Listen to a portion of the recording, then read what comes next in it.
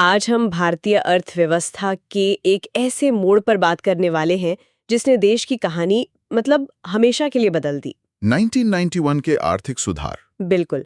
और हमारे पास जो स्रोत हैं वो खास तौर पर JIIB परीक्षा के नजरिए से इस विषय की परतें खोलते हैं। हाँ, और ये एक ऐसा विषय है जिसे सिर्फ परीक्षा के लिए रटना काफी नहीं है, इसे समझना जरूरी है, क्योंकि आज हम जिस बैंकिंग और वित्तीय दुनिया में काम कर रहे हैं उसकी नींव आप कह सकती हैं इन्हीं सुधारों ने रखी थी। सही बात है। तो आज हमारी कोशिश यही रहेगी कि हम ना सिर्फ ये जानें कि क्या हुआ, बल्कि ये भी समझें कि ऐसा क्यों हुआ और उसका असली मतलब क्या था। चलिए शुरू करते हैं। 1991 से पहले का भारत वो था कैसा? हम अक्सर लाइसेंस राज या बंद अर्थव्यवस्था जैसे शब्द सुनते हैं, पर इसका मतलब क्या था? अर्थव्यवस्था किस तरह से जकड़ी हुई थी? जकड़ी हुई शब्द बिल्कुल सही है। देखिए, इसे एक पिंजरे की तरह समझिए। 1990 तक भारत की अर्थव्यवस्था एक ऐसे ही पिंजरे में बंद थी। एक पिंजरा। हाँ, स्रोत बताते हैं कि अर्थशास्त्री जगदीश भगवती ने इस पिंजरे की सलाखों के 3 मुख्य कारण बताए थे। अच्छा, क्या थे वो? पहली सलाख थी नौकरशाही का कंट्रोल। मतलब आपको एक छोटा सा कारखाना भी लगाना है तो दर्जनों दफ्तरों के चक्कर काटने पड़ेंगे। यही था लाइसेंस राज। बिल्कुल। दूसरी सलाख थी बाहरी दुनिया से हमारा कटाव।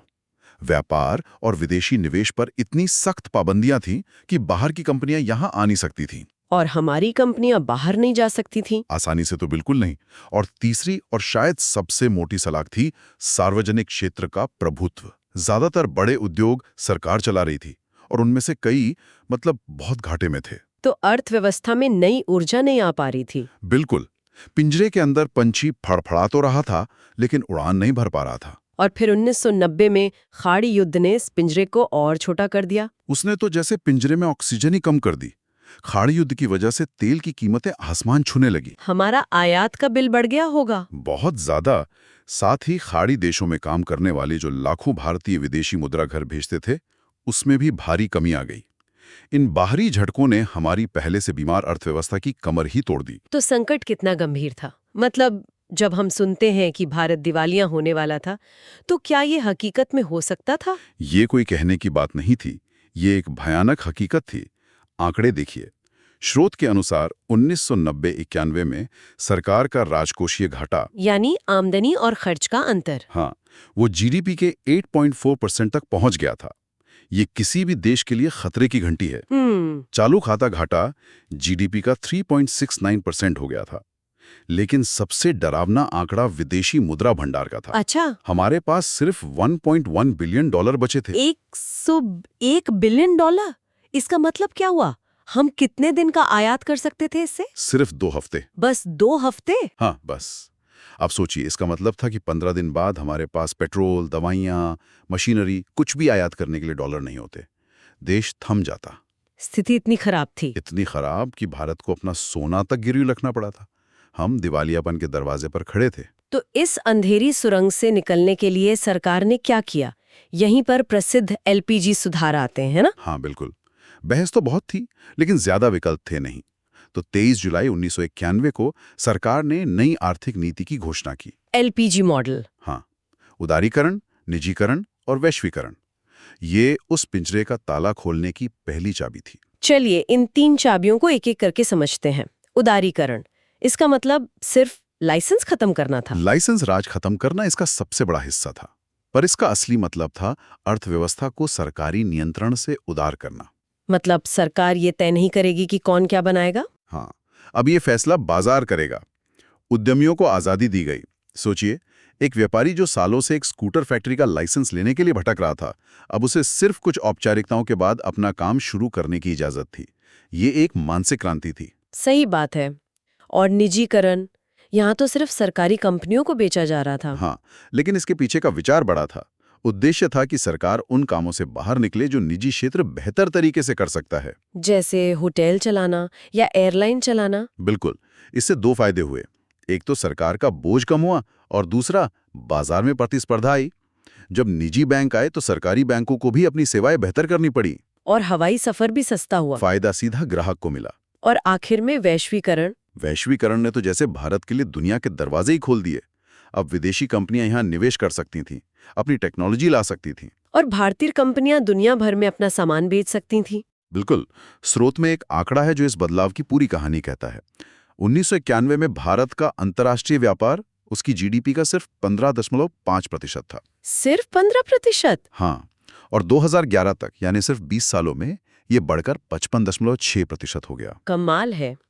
यह आंकड़ा सिर्फ एक नंबर नहीं है, ये एक पूरी पीढ़ी के बदलाव की कहानी है। बिल्कुल।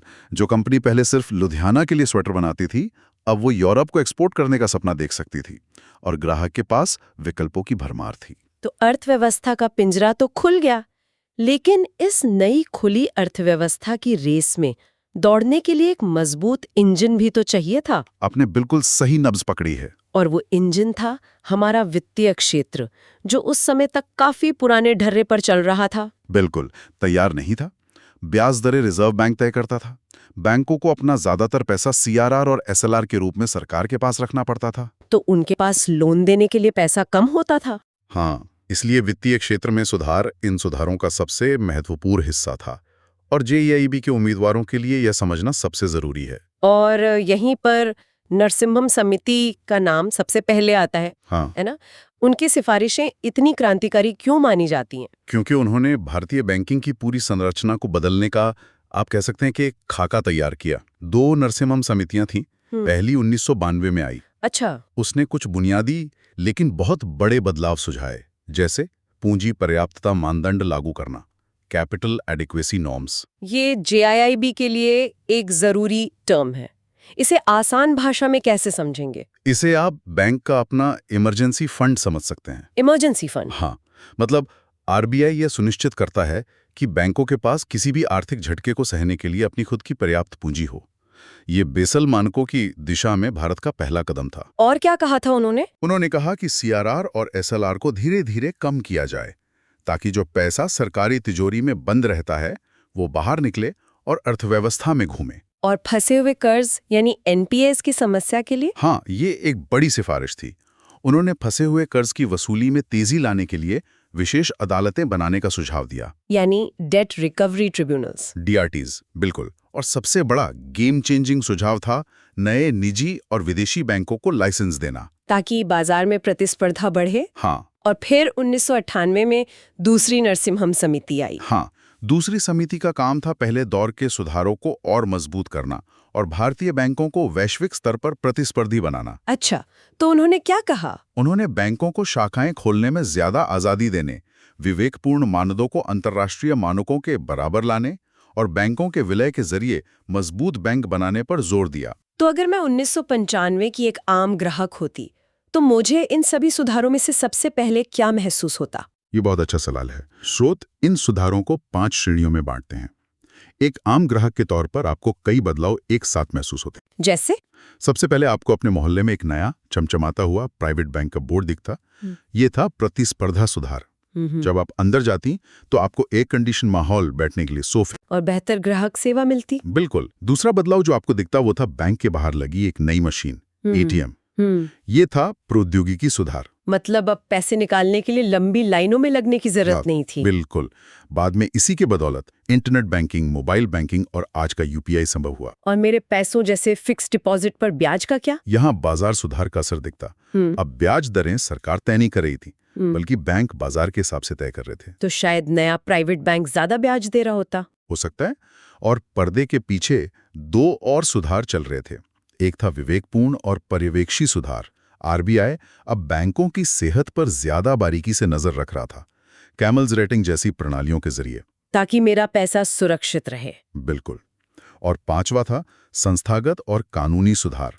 अगर आपको बैंक से कोई शिकायत होती तो अब आप 1995 में शुरू हुई बैंकिंग लोकपाल योजना के तहत शिकायत कर सकती थी। अच्छा। और बैंकों के लिए लोन वसूली को आसान बनाने के लिए बाद में 2002 में सारफेसई जैसा सख्त कानून आया। तो एक ग्राहक के तौर पर बैंकिंग ज्यादा सुविधाजनक, प्रतिस्पर्धी और सुरक्षित हो गई थी। सही कहा आपने। ये तो बैंकिंग की पूरी दुनिया ही बदल गई।